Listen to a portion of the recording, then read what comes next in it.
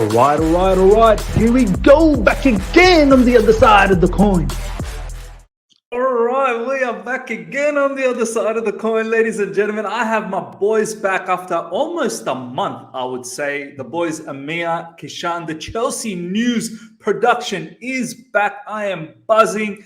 Can't wait to talk to you guys. Whole heap of things off the back of yesterday's match. And the boys, you know how it is. You guys love these two a lot. This particular show, this particular segment has been racking up views left, right, and center. There's been some top guests in this show, but this show absolutely rips it apart when it comes to getting views. So I'm so glad that I got the boys back. First of all, Kishan, my man, representing a nice beard, look at it, going a nice set there, looking a little like Vera Kohli. I'm sure Ameya will know who that is. But Kishan, my boy, how you doing? I'm all good, bro. I'll take that all day, but I think it looks a lot better in camera. Like I said to you, when you come in real life, I end up looking a bit homeless. So it's better on camera. But I'm glad to be back and see you guys again, because it's been ages. A lot has happened in that time, and then at the same time we've had international break and stuff. So it's just good to catch up after all of that nonsense, and then, of course, after a win, it's even better to catch up. And our striker, we can gas him big time as well. So I'm looking forward for it. We are going to talk about Romelu Lukaku. 2 shots, 2 on target, 2 goals. No messing about. Sudarshan here, thank you so much for the comment.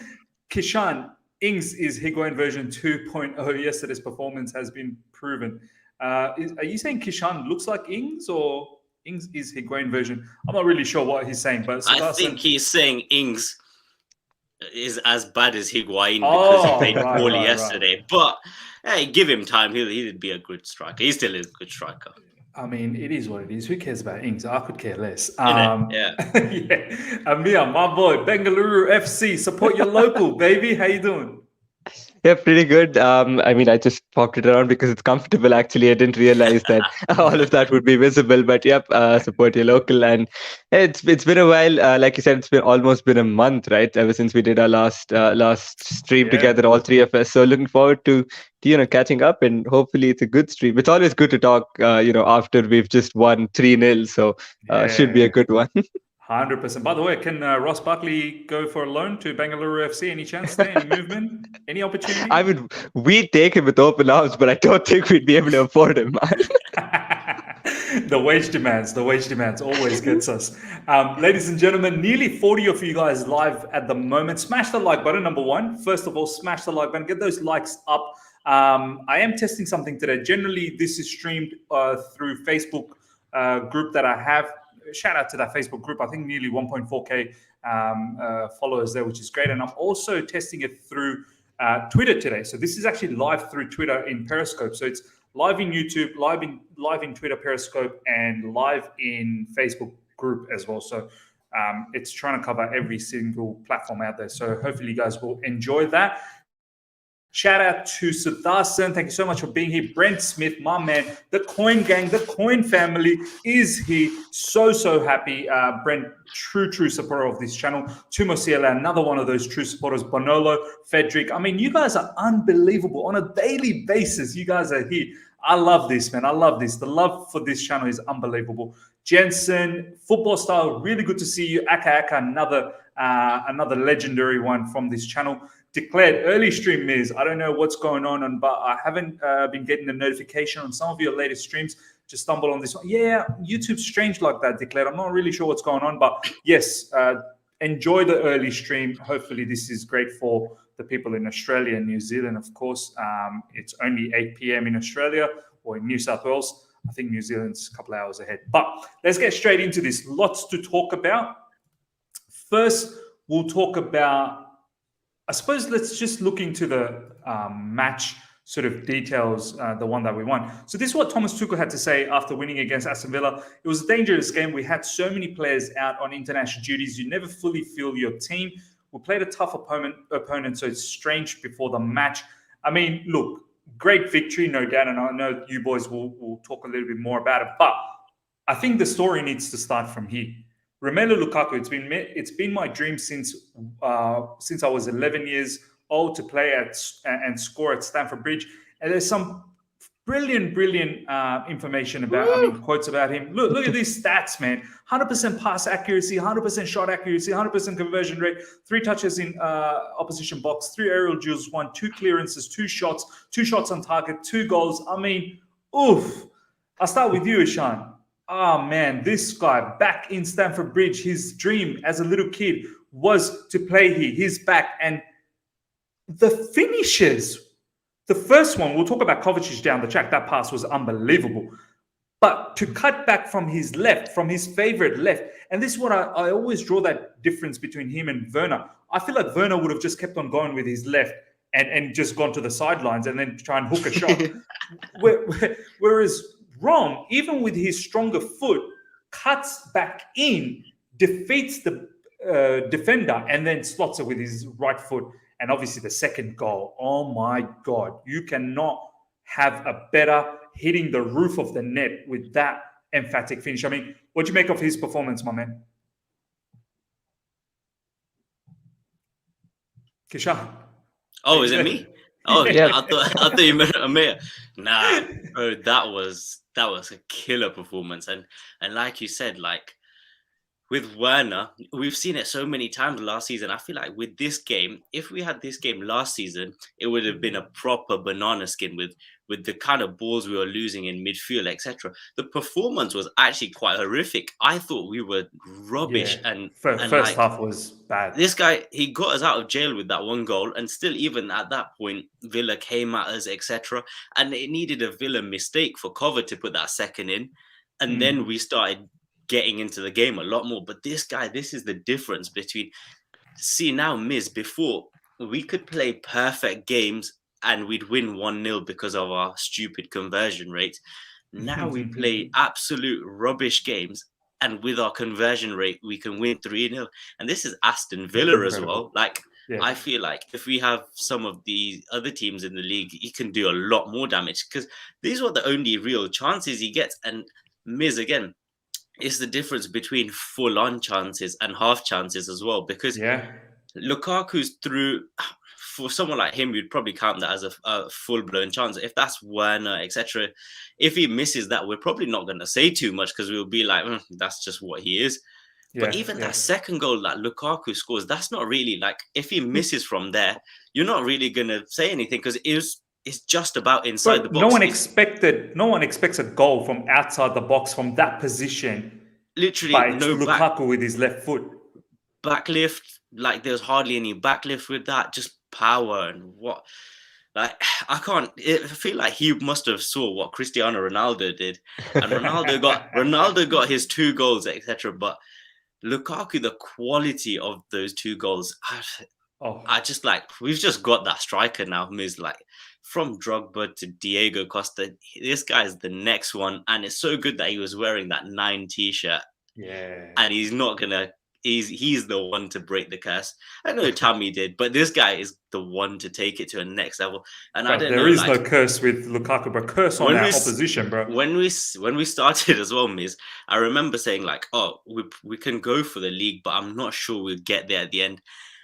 I'm gonna take that back, and I think we're gonna win this. I think we're gonna win this now. 100. I think we've got this. It's just the belief. And you're right. I mean, and this is the perfect segue to Ameya now. I mean, Ameya, I feel like this guy makes us genuine title contenders. I mean, as Kishan was saying, half chances are full chances for him. Something that we think is a half chance is a full chance for him, where he pounces like a predator.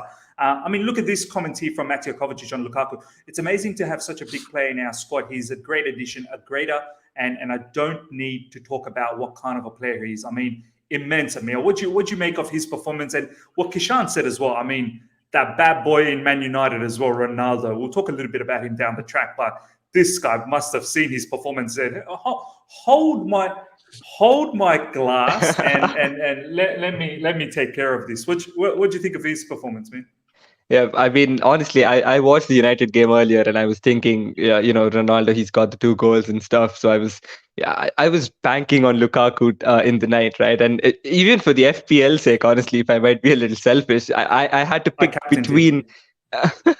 Wow, I didn't captain him, but then I had to pick one of Ronaldo or Lukaku to go into my starting lineups, and I thought, you know what, let me get Lukaku in because I'd wildcarded actually. So then I had in like unlimited transfers, and then I got Yeah. Lukaku in, and then I saw Ronaldo score the Oh, as brace, in, and I'm I like, captain Lukaku. I captain wow. Lukaku.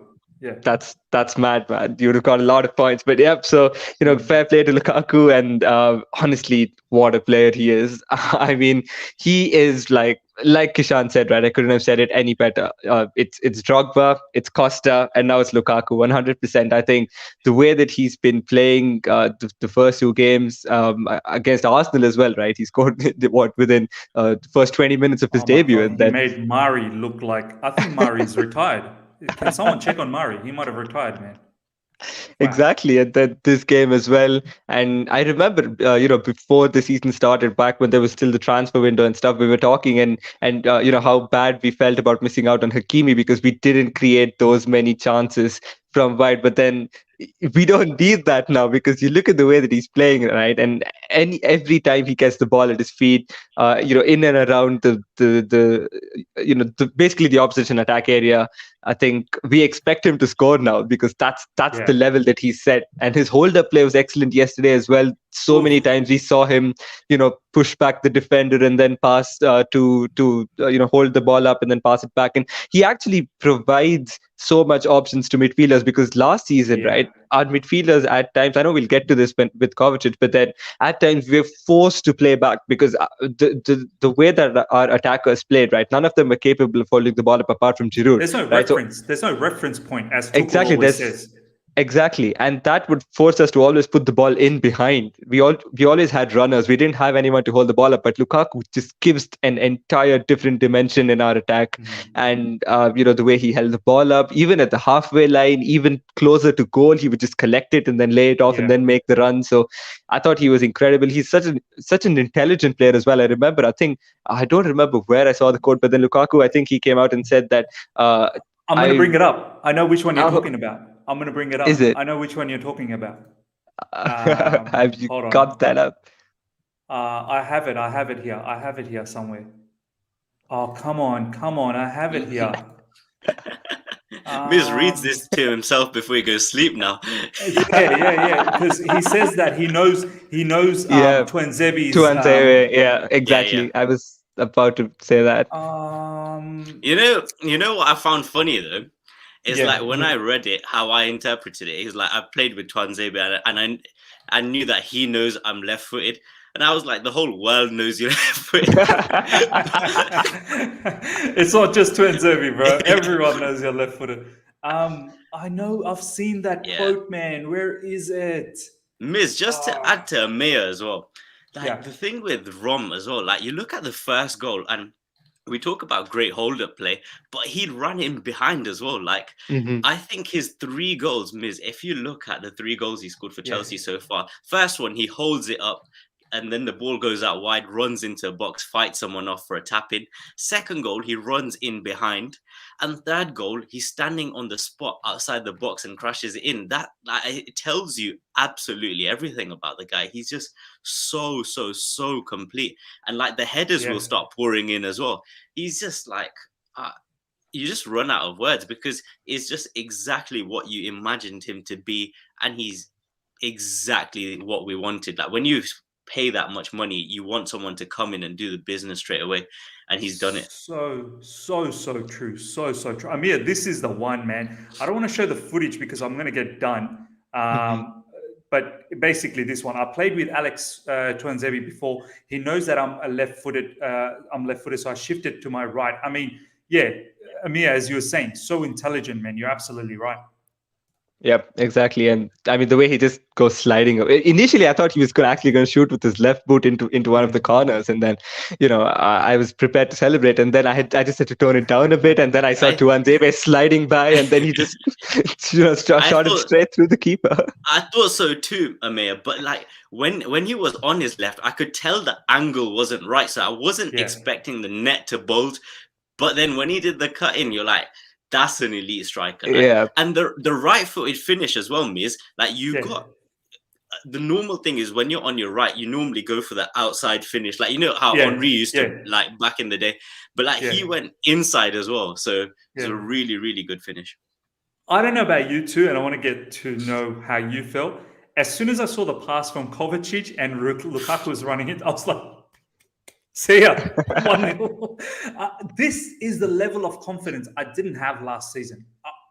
There would be chances last season where it looked like that should be a goal, but I'd be like, I'm not really confident. I'm not sure if this is going to turn out to be a goal. This guy, Rom's like, his decision making, I feel like he's such an intense player. Like when he gets it, he's so logical as well. Like Tuanzebe sliding in, let me cut in, right foot, finish. Efficiency. Whereas like Werner is FIFA. It's what you would do in FIFA. Werner is panic. Oh no, the ball's at my feet. All right, I'm going away. And you go away from goal, make the angle worse for yourself, and then you pop it into the side net. It's just not good for any of us. So this striker, man, I'm 100%. looking forward and once to. Again, ladies and gentlemen, not having a guy at Werner. We're just stating we've seen. We are. This is what Aston Villa manager Dean Smith had to say. Dean Smith. So he was clinical. I just said, couldn't you have kept that thigh injury a little bit longer? But unfortunately, he said no. And he said he was itching to play. I mean, it's unbelievable. Kovacic, I think we have great players. Obviously, Silva gives us a lot of calmness. Edu in goal, clean sheets after clean sheet. The squad is amazing, and we just need to keep together and keep winning matches. Okay, let's talk about Kovacic. Obviously, we've sort of got to a point where we said that Romelu Lukaku makes us title contenders. There's no two ways about it. It's the fact. I feel like we are much closer to Man City as opposed to last season. Of course, we are closer to Liverpool. If not, I think we might have even transcended them, gone beyond them. But we'll see what happens in that respect. Man United is a bit of a threat. You're always going to be a threat with Cristiano Ronaldo. It may not be for Ole Gunnar Solskjaer, but Cristiano Ronaldo is a winner, serial winner. And that is the ace for them at the moment. But let's talk about... I'm going to bring in... here's other quotes as well, which we can check later on. But this particular player, ladies and gentlemen, Mateo Kovacic. Ameya, I'll go to you first. I tweeted something yesterday. Let me see if I can just bring out my tweet as well.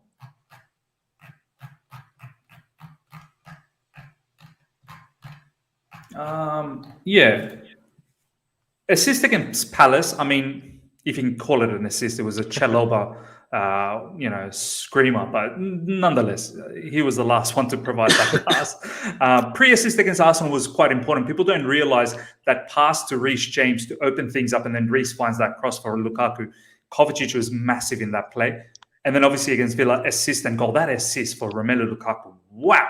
Unbelievable ball through. That vision to see that movement. And this is what was lacking last season, where we couldn't find some of our movements up front, but someone like Lukaku is such a prolific, when it comes to his movement. He's so clinical. I mean, he gets that goal as well, very opportunistic, pouncing on the mistake that Aston Villa provided. It was a gift, but nonetheless, still very good finish to put it past the goalkeeper. But overall, Ameya, I'm liking what I'm seeing from Kovacic. He feels more... I mean, he's chipping in with assists, now a goal. I feel like there will be more of it. And I feel, once again, Lukaku's presence is allowing him to express his full attributes of his skill set. I mean, how do you feel about him, man? Yeah, 100%. I think the first game of the season, in fact, right? I mean, when Lukaku made his debut, of course.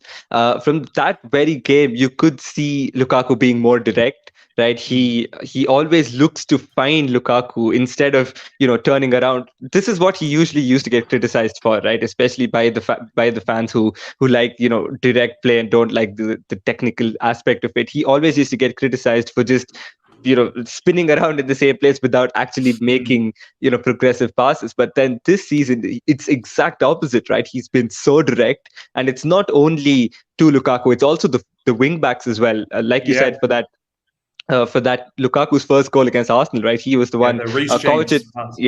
Kovacic was the one who passed it to Reece James, and Reece James crossed it in. So I think that Kovacic has been incredible this season so far. He's been a lot more direct. He's added end product to his game as well, which is something that he was criticized for. I mean, I would have never in 100 years would have predicted that Kovacic would have scored. I mean, he's just not that guy. But then When I saw that goal go in, I was like, is this for real? Like, I mean, what's going on here? Exactly, and he's been so good. I think Kovacic has been he's been excellent this season, and let's see as the season carries on. But I think he's impressed me a lot. I think he's really stepped it up.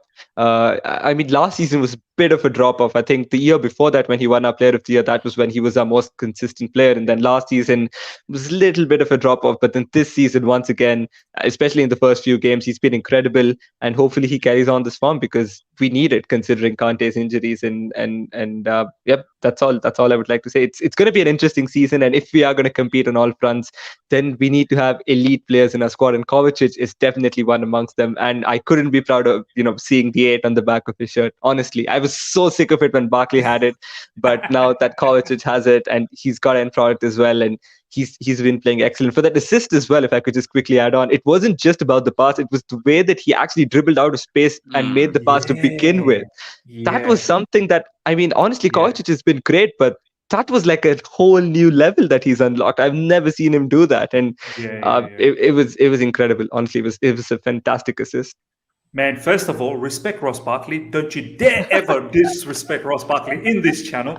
But yeah, Kishan, for me, I've seen Kovacic, as Ameya said, those mazy runs from midfield, being able to navigate away from midfielders and weave himself out of. But he's lacked generally that end product. Like you see the pass, sometimes it's overhit, sometimes the player just doesn't get there. But this time it was so precise. He beats the players, weaves his magic, and then whips in that ball, curls behind the defender. And you can see the defender is like, oh, damn, I'm in trouble here. I can't get to that ball. And then when he sees Big Rom getting I think it was Twenzebe who saw Big Rom getting into the end of that pass, it was case closed. I mean, Kishan, how do you feel about Kovacic? Because we've generally said our midfielders are not necessarily there for the production. They're more of the connectors between defense to offense. They're not really there to get goals and assists. Like that's not their sole duty.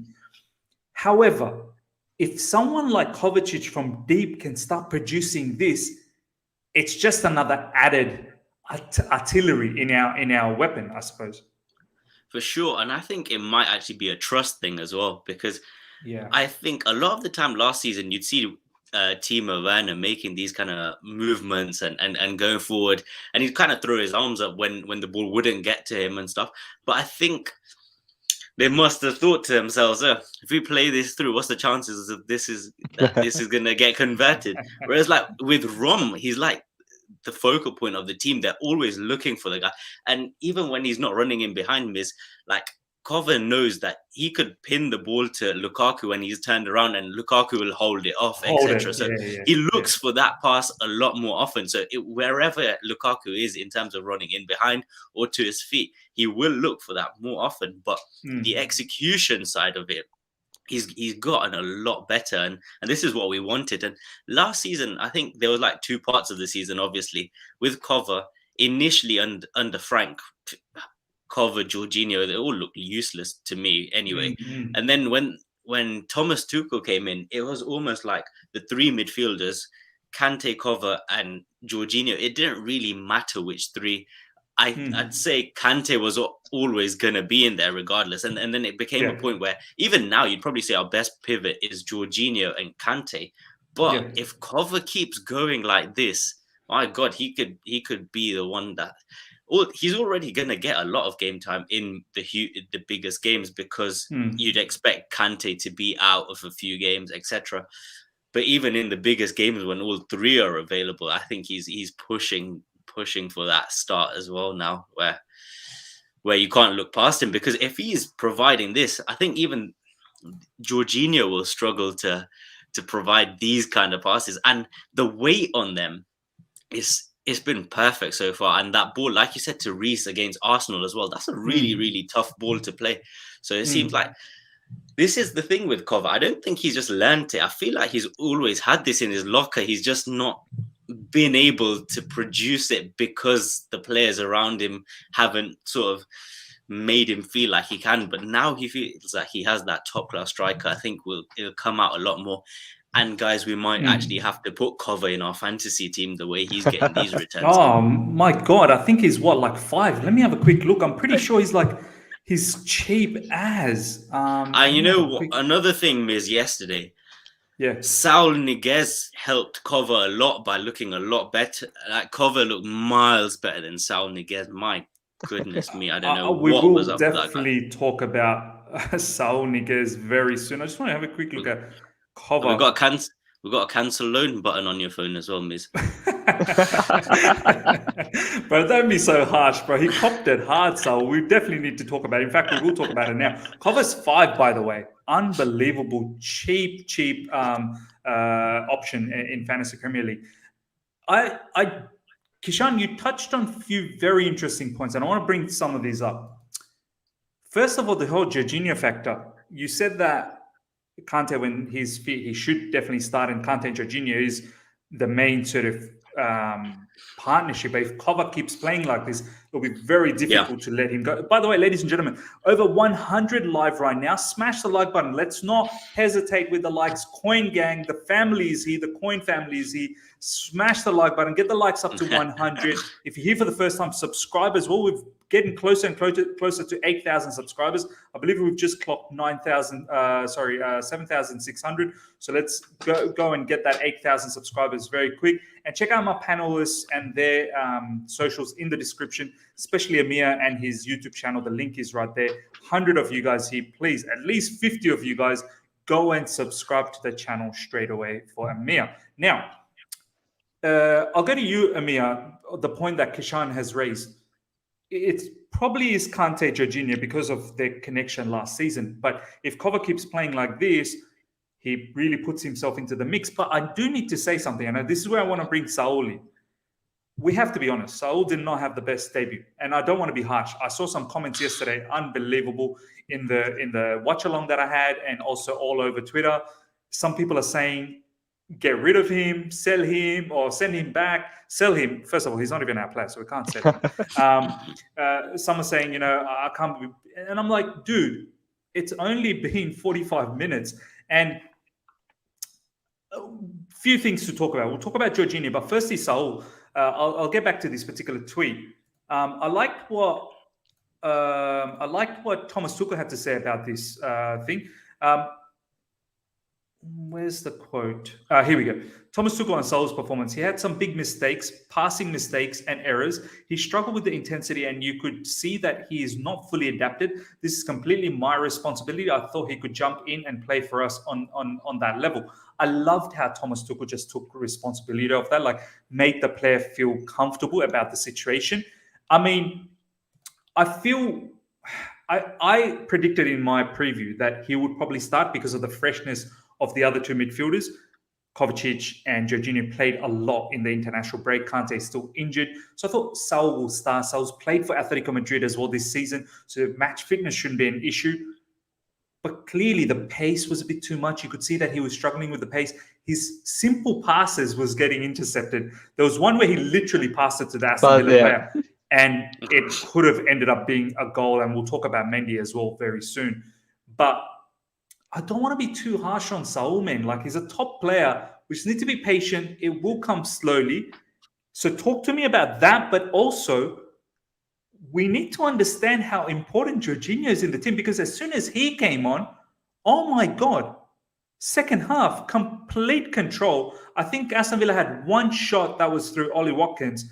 It was none of that, because the way I saw Aston Villa play was they're playing long balls to play the football in our third, and literally was looking for second balls opportunity. So they bypassed the midfield. They didn't want to play in our midfield because they knew that our midfield was just too much for their midfield when it comes to passing and whatnot. So they went long, and then off the back of that second balls opportunity, then they'd create chaos in our final third.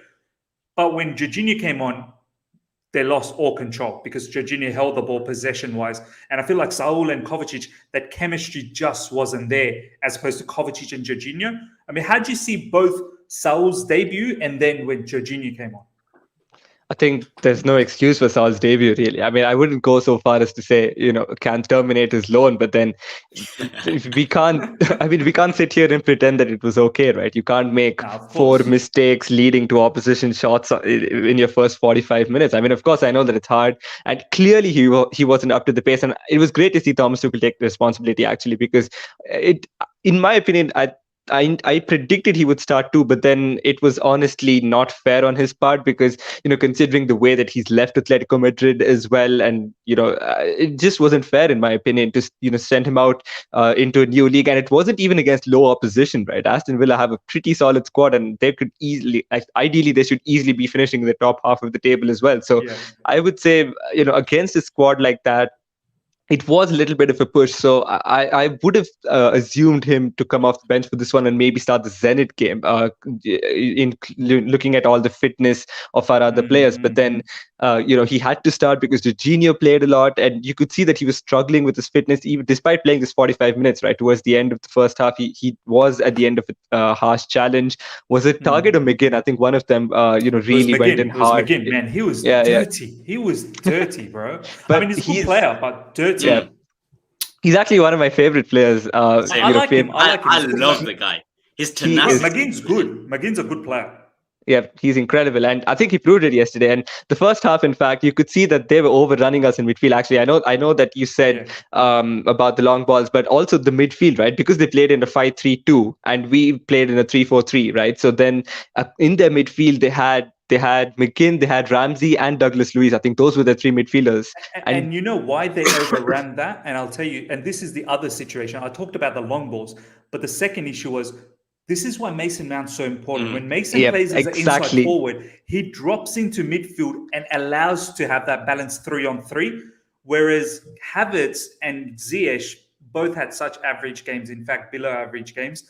They did not make that effort to come into midfield and give us that extra number. They stayed in their zones, which then isolated Kovacic and Saul. So many times, Kova would be him and then three Aston Villa players. So, yeah, incredible. But yeah, continue. I mean, literally stole the words out of my mouth there. That was absolutely spot on. I mean, it's true the way that Mason Mount plays. His ability to, with him, basically we have 11 outfield players, right? Because he can slot into 3 in midfield, off the ball, and in possession he provides a third option in attack. So I think his role was seriously missed, but then he got some well-deserved rest as well. So good that we were able to get the job done without his introduction. But yeah, I think like you said, right, and that led to a cascading effect because, like, you could see 3 Aston Villa players on one midfielder, right? Like you said, and then Saul is there, and then Chalobah got isolated because of that as well. And when their left wing back would push forward, that sort of caused chaos for Chalobah as well. And also key to note that it was Hudson-Odoi in the right wing back position, and he struggled a little bit defensively too. So I think that's where most of our issues came in the first half. But the second half, right, the second Jorginho came on, we completely took control of that midfield. Although it was 2v3, I think it was just incredible. And this is why I think we have to start. I mean, if there is anyone that still disrespects Jorginho, I'm fairly confident there shouldn't be any. But if there are, I think you look at the glaring difference in the way we played in the first half and the second half, and it should tell you all about Jorginho's importance. And let's be soft on Saul because let's see how he plays. I think he should get Champions League minutes first before he can be thrown into the Premier League. Just a quick question. Would you start him against Zenit, Ameya? I would say come off the bench, but I think it would once again depend on the fitness of our other players. I mean, if Jorginho's picked up that knock, if Kante is not fit, then we don't have any other option but to start Saul. So it could depend on fitness, but if all were fit, then I would actually prefer Saul to come off the bench, probably 30 minutes against Zenit or 45 against Zenit, and then let's see, because we've got the Carabao Cup fixture next midweek as well. I think Spurs next weekend is where we should keep him as far away from the from Spurs new stadium as possible, and then midweek Carabao Cup. Spurs look rubbish, but I can't wait to play Spurs. Crystal Palace absolutely humped for the 90 minutes. I've never seen relentless pressing and running. Unbelievable. But no, you're absolutely right, Ameya. Kishan, this super chat, thank you so much, Bobby Smoky Signals, for the super chat. I have concerns about Saul. There's a reason Atletico let him go on loan. I just hope he's able to step it up for Chelsea. look, I'll get Kishan's thoughts on this. Just quickly, Bobby Smoky signals.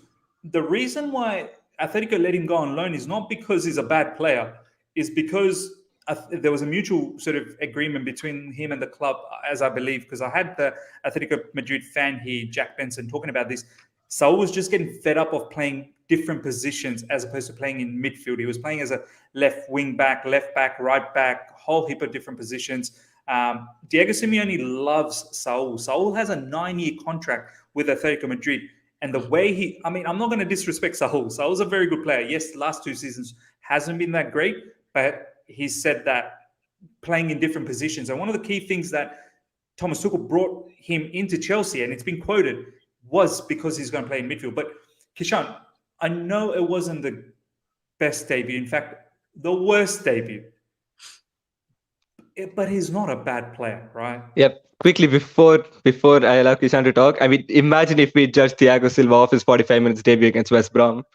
Oh, exactly. Sack Thiago Silva. He's not a player. But yeah, Kishan. Yeah, no, I was screaming at the TV yesterday. I was swearing at him and whatnot. Like, honestly, because I get that he's not a bad player and stuff, but if you're not a bad player, surely you walk in and you do a bit better than that. He was just too slow. Yeah. He was just too slow, and you can't dwell on the ball in this league, especially when you got players like John McGinn around. Because even last season, you got to remember, Kova and Georgie, when they played together in the pivot at Villa Park, McGinn was all over them as well. So yeah, they got done. Like he doesn't give anyone too much rest. But when we brought on Jorginho, the game changed. And I think Saul Niguez can use Jorginho as the best example. Yes. Absolutely. Yes. Like, because physically, Saul Niguez is better. And he actually won a good header yesterday. I think that's probably one of the only duels that he won. Yeah. He's not short, he's tall. Yeah. And he's better physically than Jorginho. And I thought Jorginho was like this when he came in as well. Like, he'd dwell on the ball too long, get caught out. But now he plays a lot quicker and stuff. But the thing with Saul is he's going to have to learn this a lot quicker than Jorginho did, because Jorginho came in and he's had all these seasons to know what the Premier League is about and how to adapt. Saul hasn't got that time. And if he wants us to sign him on a permanent, he better get moving on. And I think that's what Ameya is saying as well. Like, also, Kishan, do you think that combination of Saul and Kovacic was the right thing for him? I feel like Jorginho and Saul could have been a little bit more, where Jorginho could have guided him a little bit more. Yeah, I mean, no disrespect to Kova, goal and assist. So he's I think definitely good job. But I'm just saying the combination. In terms of resting players, Miz, I think like the two players, Kante was out and Jorginho needed that rest. So it was like you put this combination through, and it was a bit like the first day. You know, when you've not got Rom, you put the team out and just hope that they get the job done. Got it done emphatically twice. And now hopefully we never go to that again. But it's not like Kovacic's blame, because if your partner is that bad and loses, because sometimes, Miz, the situation will occur where Saul is like the furthest midfielder back, and if he loses it, they're attacking your defense straight. Kovacic could not do anything about that, really. So he needs to learn a lot quicker. And in terms of like the Zenit minutes, it's a weird one. Like, after that performance, I don't want to see him again for a bit. I feel like Kishan, I want to see him. I don't want to, after that horrendous start, I feel like have another go, because from here, if I'm like, I'm worried, you're now going to be in the bench, I don't want to affect his confidence level. Like, I want to be, I've seen you. You're a good player. Go and deliver. Do you know what I mean? Yeah. So that's how I'm looking at it. And of course, as Ameya said, the whole injury situation with Kante, if Kante is fully fit, then obviously he starts. I don't know if it's obvious or not, but it is a strange thing, because Kova played 90 minutes and he played 3 international matches as well. And then Jorginho picked up a bit of a knock at the end. So, I mean, you wouldn't start Saul, yeah? Yeah, see, when you say it like that, but then it's like, if he's going to play that bad, we do have the option of Hudson. But don't tell me Hudson-Odoi or Chalobah or someone, bro. Not Hudson, Ruben. That's the one. I mean, forgot that he's still at the club. Yeah, see, with like him, the thing is, he wouldn't play that bad, would he? Surely. He wouldn't play that bad, but Yeah, I don't he think could be on box to the box, but But the thing Yeah. is, yeah, Miz, you know the thing with Saul. Oh, sorry, Ameya. Like when we signed Saul, I know that everyone was gassed, but the thing is, like in terms of actual profiles, I didn't think he was the ideal profile, but he was just another number in there. I didn't think it either. The live chat knows. I didn't think Saul was the right. I wanted like a long term solution with like I a Shermany or something like that. I think we I mean, were happy Amir's boy. because, yeah, literally, we were happy because it was like it's just that one more number. And Tuchel was saying, Yeah. "Oh, in midfield, we're not sure whether like if we have three, it'll be enough." So we're like, "Okay, this is a fourth guy. He's got Champions League experience. It's still probably not a bad move, but in terms of profile wise, I still think like we have the ability to get overrun if we stick this guy in now as well. So it's just it. I'm just hoping he can develop and improve.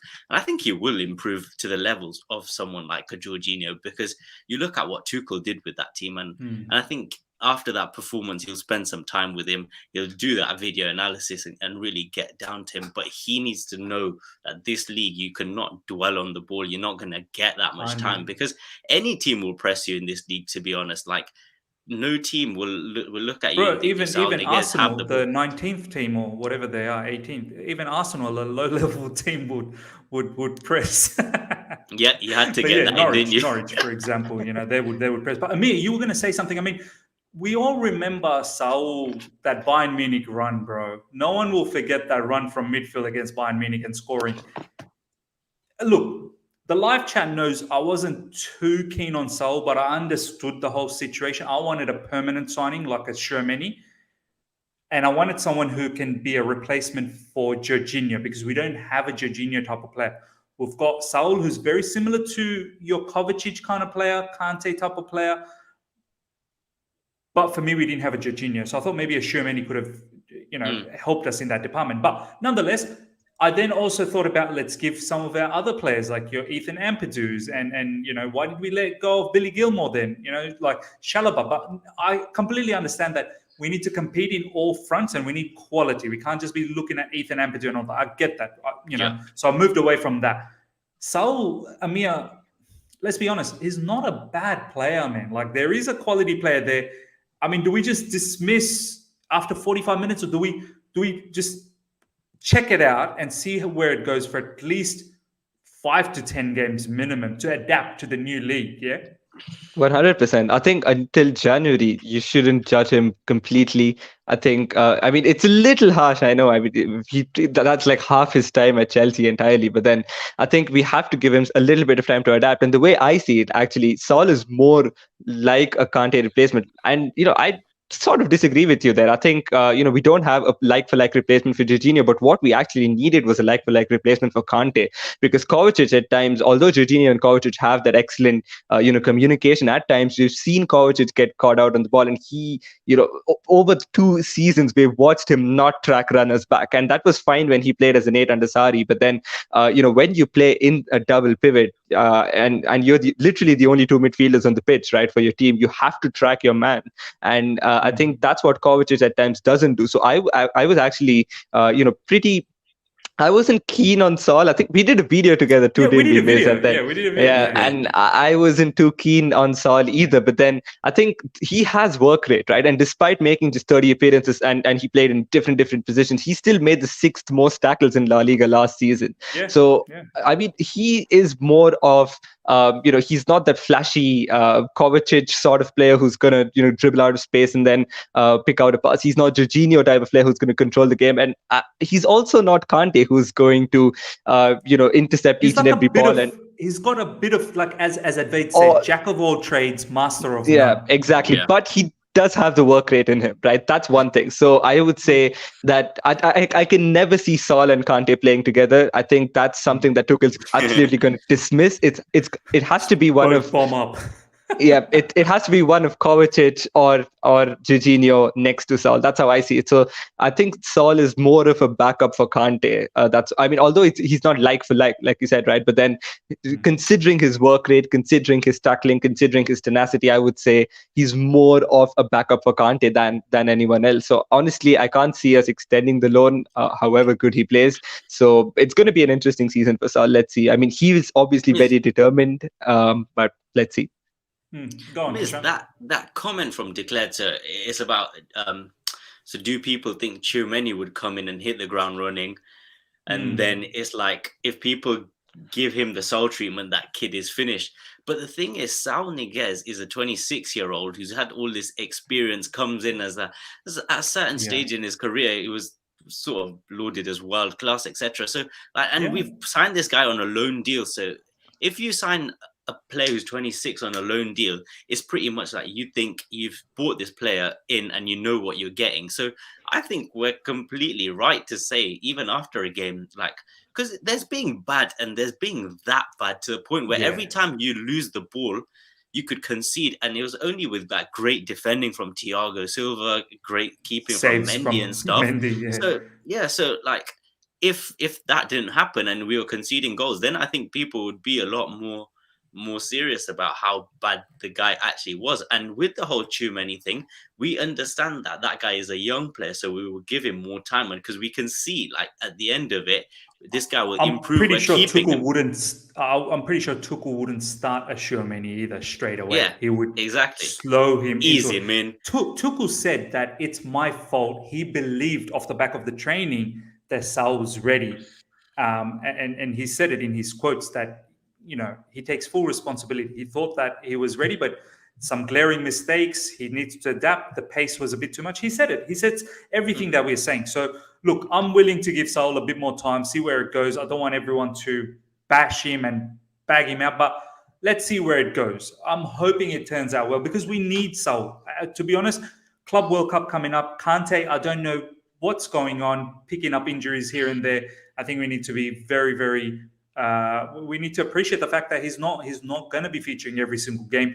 And then now Jorginho, the demand for him to play every game, it's crazy. He picks up one injury, it will look peak for us. It will look peak. There was a commentary talking about Ziyech, and they're saying, "Oh, this is Habibi's channel. He'll get a pass." No. I love my Ziyech. The boys know that. But I'm not someone that's not going to talk about it. We're going to quickly talk about it. Guys, over 200 live. Let's get the likes up to well over 100 straight away. 54 likes. Let's get another 46 likes to get to 100 as the first milestone. Then we'll chase 150. Let's get those likes up, guys. Let's not hesitate. And also, if you're here for the first time, subscribe. Let's chase that 8,000 subscriber mark as well. And check out the boys and their socials in the description right now. Ameya's YouTube channel link is there. Please, 220 live right now. At least 100 subscribers to Ameya straight away. Please, I request you. Okay, Ameya, let's talk. Actually, Kishan, let's talk, because I know you always give me crap about Ziyech, because it's perfect to talk to you about this. Ziyech did not have a good game. Let's not beat around the bush. He did not have a good game. Havertz also didn't have a good game. I felt like Havertz was a bit lethargic. And I'm not having a go at him. I'm saying I think playing for Germany 2 games and being sick in the middle might have put that. I didn't expect him to start. I actually thought Timo Werner would start. I thought he looked very energetic in the international break. Goals as well. You'd probably throw him in there. Just quickly on Ziyech, Kishan. As these people think I give him a pass. Let's bring some perspective. Strong preseason, excellent against Villarreal, gets injured, features against Arsenal, miraculously comes back after like 7 days from the injury and starts training, features, international break, doesn't go, has that kerfuffle with his manager, some sort of issues in Morocco. I mean, once again, after one game, am I just going to say, see you later, Ziyech, sell? Like, he did not have a good game. There's no doubt. But we know there's immense quality. Ziyech can break open a game out of nowhere. I do have to say one thing, though. Ziyech looked a lot better when Jorginho came on in the second half. I thought that whole understanding in midfield. Oh, come on, Kishan. Come on. Look, I'm maybe stretching it a little bit. But yeah, what do you think about Ziyech, bro?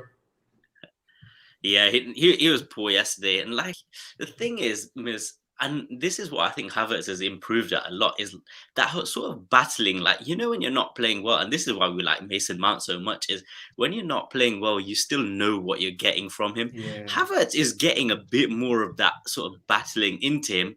Ziyech just still seems to lose every sort of duel he's in, and he just looked too lightweight out there, and it was like a battle between him and Saul. Saul won it by far, don't get me wrong, but Ziyech is just like, you just expect so much more you're from ruthless, him. bro. I hate you. But even Miz, because this is the thing, like, we have high hopes for this guy, and he's shown why we should have high hopes for the guy. And then he comes out in these, when we try and give him times and we think, okay, today's the day. Because I know how much you were campaigning for Ziyech to start as well. You're like, nah, this guy's going to start. He can do this, he can do this. But am I wrong to campaign? He was the freshest midfielder, bro. Come on. He was. But this is the thing with him. He's too inconsistent. You'd never know what you're getting. Like, you can't really start him and say that, yeah, no, this guy is going to light it up today. You just never know, because it's like he plays when he wants. He cuts in with that right foot, and those balls just don't seem to land at our players. They're just straight into the goalkeeper's hands yesterday. I don't know. Thing is, again, first game, we don't really let that... We don't let that form our full opinion on him, because he did just Zenit, bro? Does he start against Zenit? Let anyone start against Zenit, bro. You know what? Don't disrespect Zenit, honestly, bro. I wouldn't be against him starting against Zenit as well, because that could be a real confidence booster for the right type of players. I'd actually go for the front three of Werner, Ziyech, and Lukaku, and I'd leave Mount out for one more game and start him in the Premier League game against Spurs again.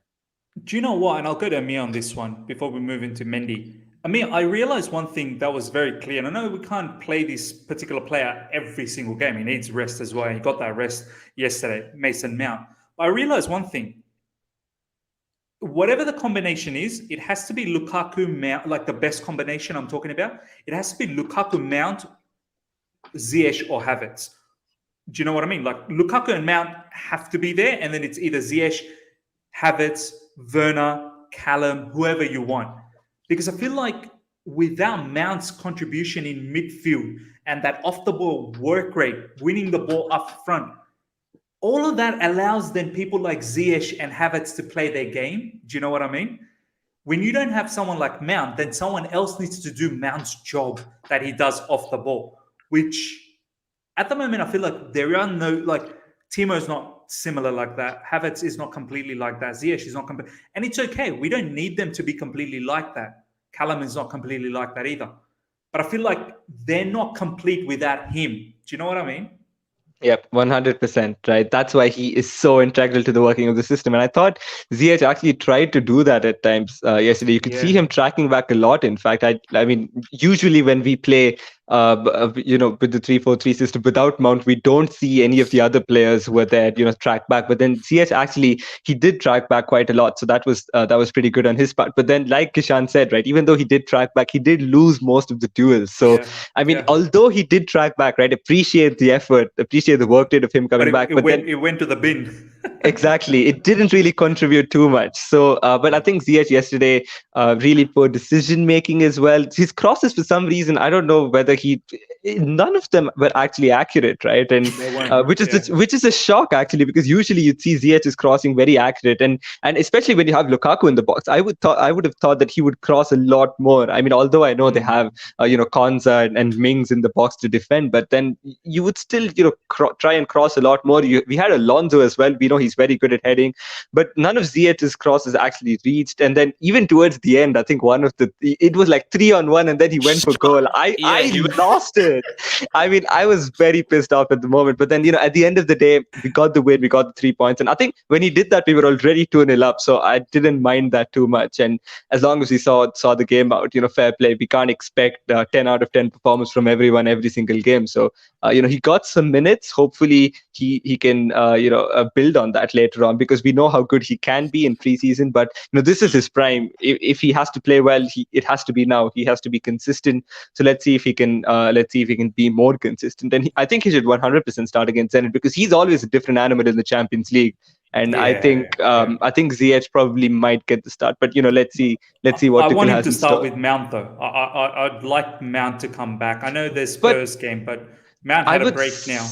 Yeah, I mean, I agree with that, but I'd say, if you do play Ziyech, Mount, and Lukaku, I think, off the ball, when it does become, for 5-3-2, when Mount tucks in, we need Mhm. two up front. And I don't know if Ziyech can, I mean, you look at the players that usually play alongside, right? It's always Lukaku, and Havertz is up Havertz. front, Yeah, or, I get you. Werner Yeah. is up front. So I'm not sure if Lukaku and Ziyech gives off that same vibe, I would say. But let's see what Tuchel has in store. I hate this panel, man. I hate this panel. They're screaming for Ziyech to be sold.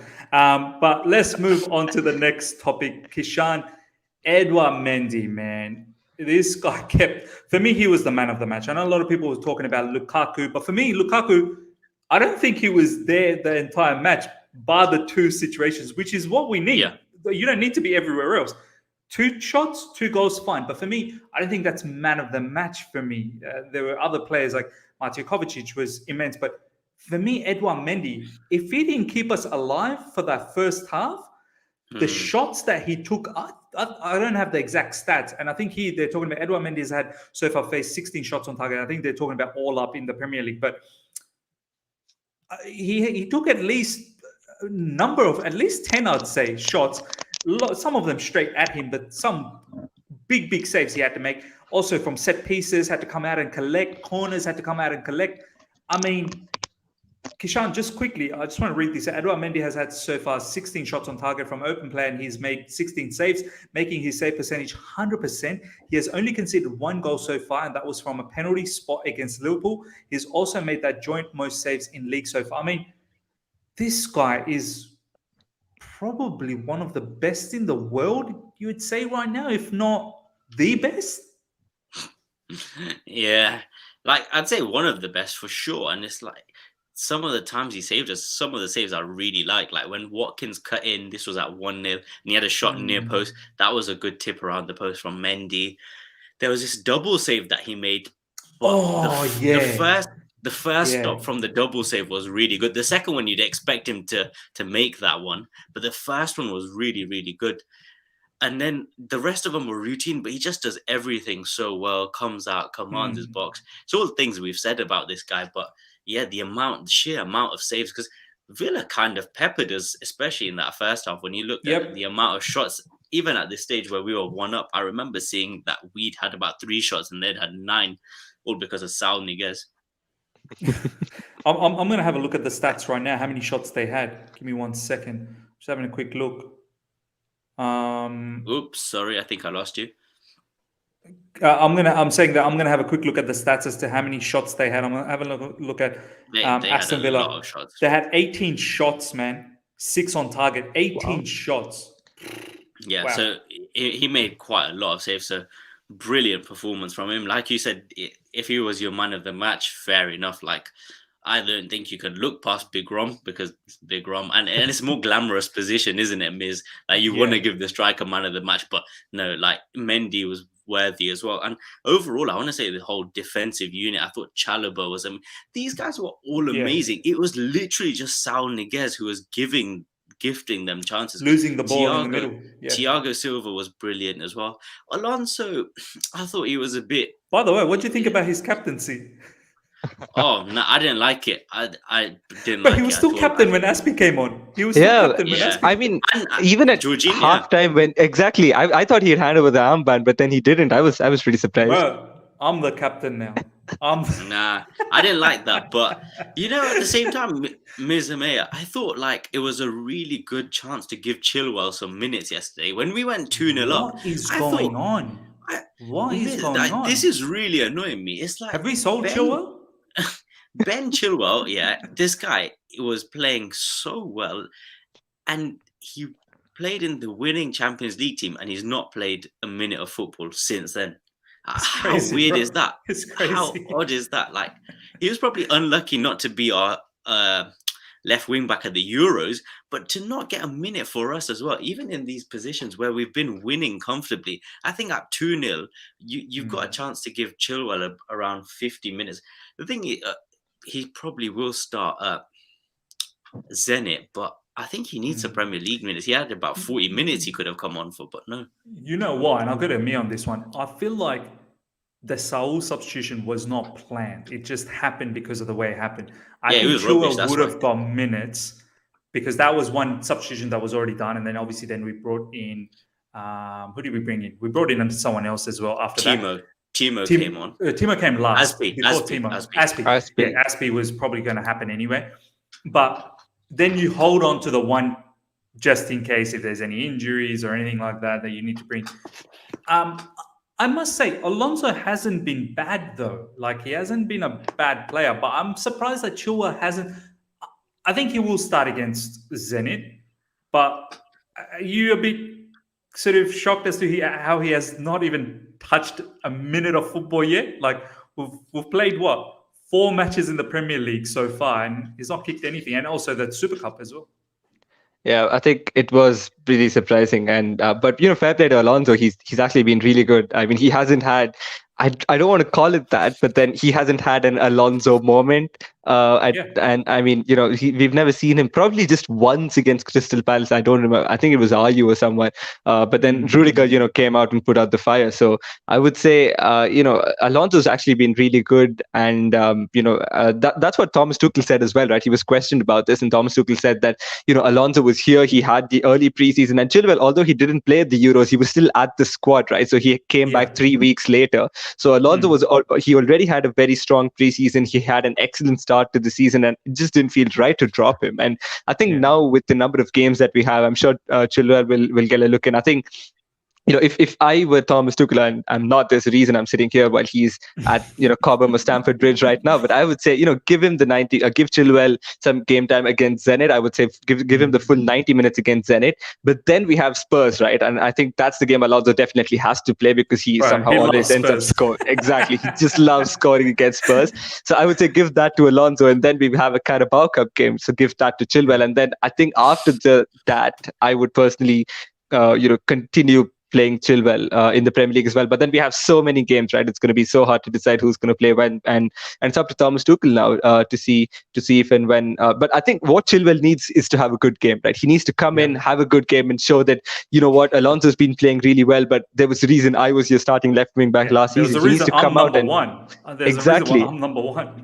Yeah. He has to have that game to show Thomas Tuchel that okay, you know what, you've been overlooking me. And then once that happens, I think I'm fairly certain that he will continue to remain our first choice. But then Alonso always does this, right? He always goes off to a banger of the start of the season and then falls off. So as long as he's in form, just get him out there, let him play, and then later on, we know Chilwell's always there. Yeah, look, at the end of the day, Alonso playing well only means good for us. Reports have it that he's still not given that armband. He's still wearing it in sleep, and he's not removed that armband. So, yeah, he's still captain of Chelsea Football Club, and he may even captain against Zenit. We'll see what happens. But I'm only kidding, ladies and gentlemen. Those reports are fake. Kishan, let's wrap things up. 210 of you guys are live. 11 likes away from 100 likes. Let's get to 100 likes straight away. You guys have been enjoying because you guys are hanging around. 200 plus of you guys. Subscribe as well. Let's get to 8,000 subscribers straight away. Hit the subscribe button. Don't be one of those that just comes in, watches, and leaves. I know who you are. You always come and watch. So subscribe if you haven't. And check out the boys and their socials in the description straight away. Shakti is saying, Ameya, are you from India? He's definitely from India. Bangalore FC. He's representing, as you can see. Kishan, fantastic victory against Aston Villa. Great start to the season. Even the Liverpool one was strong. I felt like we showed such great character in that match. 11 v 11. I think we had them. They got away. They think we got away. You got away, Liverpool. You got away. Not us. We're annoyed that we conceded the goal, miss. Exactly. Zenit coming up, Champions League, the dream starts again. What gave us such great happiness last season.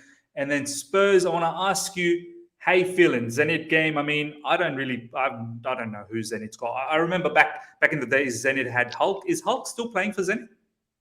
No, I think he's in the Chinese Super League. Yeah. Oh, okay.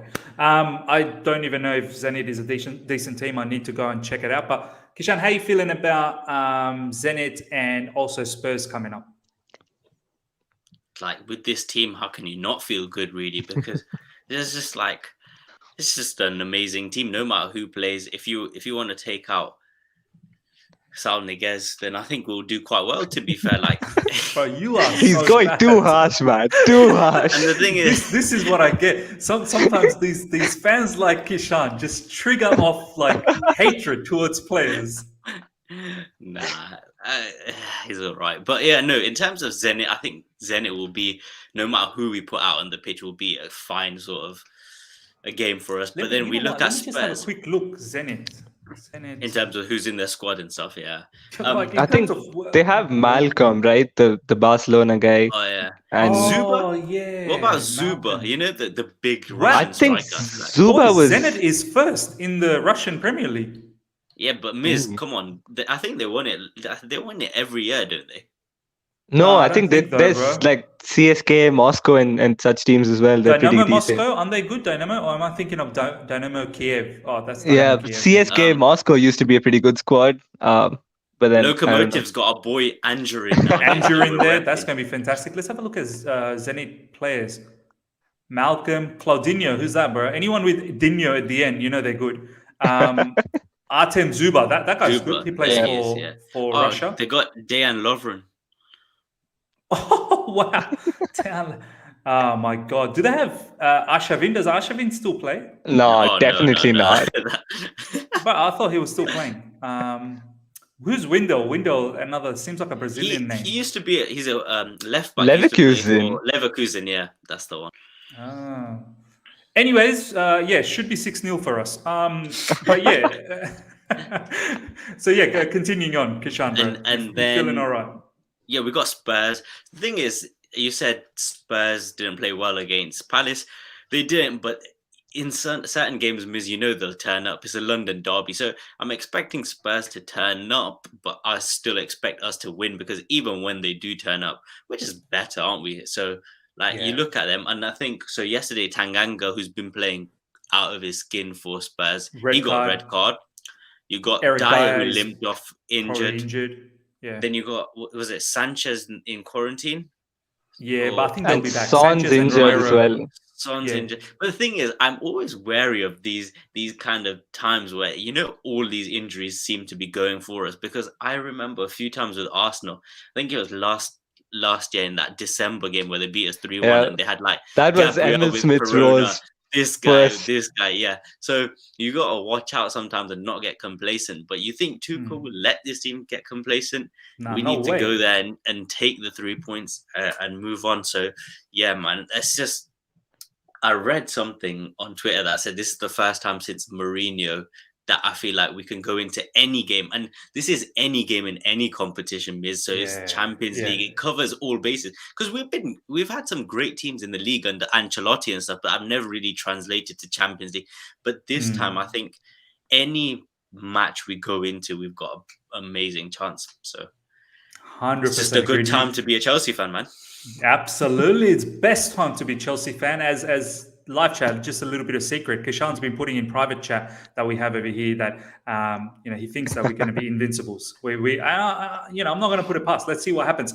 Ameya, how you feeling? The next couple of fixtures coming up. Some busy matches until we all go to bed again for the international break. But how you feeling, bro? Yeah, I'm feeling pretty confident. Like Kishan said, right? I mean, it's been a very long time since we felt this way, but I genuinely am so excited to see Chelsea. You know, not that I didn't enjoy watching Chelsea earlier, but then, earlier I would be like, oh, you know what? They've got this player the opposition has. Even if the rest of their squad is like utter garbage, you know that they have that one player, and that one player will definitely turn up against us and then score a banger, and then they're just going to park the bus. Before Tuchel, just at the end of that Frank Lampard era, and once again, not having a bash at Frank Lampard, that end part of Frank Lampard era, I was scared of any team. Like McGoldrick. McGoldrick. Exactly. I mean, so many teams, right? And but then it's no more like that. It's no more. I don't look at the opposition anymore. I look at Chelsea and I look at this team, and I think that the number of different options that we've got as well, right? How well we can change shape. Even though just on paper it seems 3-4-3, but it's not that simple. And even the front three, how it sometimes becomes a 3-5-2, how it sometimes becomes a 3-4-1-2, and there's Very just so fluid, many. very fluid. Very fluid, and the way our wing backs go front, the way our three centre backs steps. Why? Amir, why is Chelsea so good? Well, honestly, it's a great time to be a Chelsea fan. So close together, and the wing backs go wide. Incredible meme, man. But yeah, I think it's a great time to be a Chelsea fan, and I just hope we don't get too overconfident and complacent, because it does happen at times. But hopefully, Tuchel keeps the squad on their toes, and hopefully we go on and win the Premier League, which we've been denied for nearly half a decade now. Yeah, man, unbelievable. Kishan, you're going to say something? Yeah, and it's just when you look at our fixtures relative to other teams, so maybe not City have had it quite tough as well, but United are at the top of the table with us. When you look at who we've played and then who they've played, we've had some really, really tough games. And then you look at who they've played, and they've had it easy going relative to us. So I think like we're right up there until the end as well, because our fixtures, after we play these two hard ones against Spurs and City, we've got a big swing. Get all the fantasy boys out, lads. Yeah, exactly. Absolutely. Now, well said, Kishan. Honestly, I mean, our start was heavy, but I just hope that we don't take the foot off the gas when we start playing the sort of the games that we should be winning on a regular basis. I hope it doesn't turn the other way around. Man United, for me, is a proper contender with Ronaldo. We'll probably have a different show and talk about Ronaldo, because I was in no doubt that he was going to kill it. There were so many people telling me, he's finished, he's done. I wildcarded for the guy. And then I had people telling me 12.5 is too expensive for Ronaldo. I was like, but I'd get him at 15. I'd get him at 15. Honestly. No, I'm not joking. Like, just quickly before we wrap things up, when Ronaldo was there in the first time in the Premier League, he got close to, I think, 14.5. That was his starting point for one of them. Him and Henry were about that same price. I always picked Ronaldo because he was minimum 12 points a game, minimum. He was just scoring for fun. And I'm so stupid. I just didn't think he would start. But obviously then I found out. So I still had time to wildcard him in and whatnot and take him on. But I thought, okay, just maybe not this one. I still expected him to score. But as soon as he scored that first one, that poacher's goal, I was like, I am so dumb. I am so dumb. I should have just listened to myself and just brought him in. And I've not made a mistake. I've now got him into my team. Lukaku and Ronaldo, stuff the rest. It's going to be between them. Captaincy change. And yeah, anyone that thinks Ronaldo is a washed up player, I'm telling you right now, he'll score 20 plus goals in the Premier League. Just like that. Tapping goals, 20 whatever. Plus. He will, Amir. Oh, you're one of them. You're one of them, aren't you, Amir? You are one of them. But you're going to eat mud, Amir. Watch. Ladies and gentlemen, thank you so much for joining us and being with us all throughout. 170 nearly close to. Smash the like button before you go. Subscribe if you're here for the first time. Let's get to 8,000 subscribers. Check the boys and their socials in the description. Amir's YouTube channel. I keep forgetting. You know what? Just quickly before I do this, I do want to. I'm just going to share this. I can't shoot. Just bear with me, guys. So basically, we're looking at ourselves now. If you just go to the description over here, Amir's YouTube channel, click on it. And it will take you to his page and just subscribe. I was gonna say, if that wasn't subscribed, miss. Yeah, we were gonna have some words. I'd be in the mud. But yeah, guys, go and subscribe. Please do me a favor and show Amir the love. Ladies and gentlemen, hope you guys enjoyed this show. Until next time, everyone take care and see ya.